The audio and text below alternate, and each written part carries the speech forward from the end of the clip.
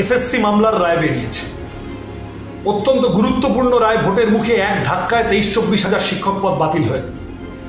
চাল আর কাপড় আলাদা করতে পারেনি হাইকোর্ট। তৃণমূলের দুর্নীতির সৌজন্যে যোগ্য চাকরি প্রার্থীরা মার খেয়ে গেলেন।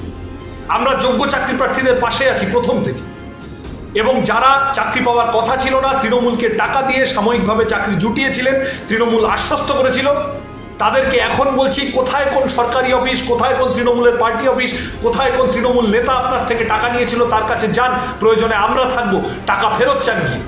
মানুষকে লুট করে, মানুষকে বিভ্রান্ত করে যারা আঙুল ফুলে কলা গাছ হয়েছে তাদের শাস্তি প্রয়োজন।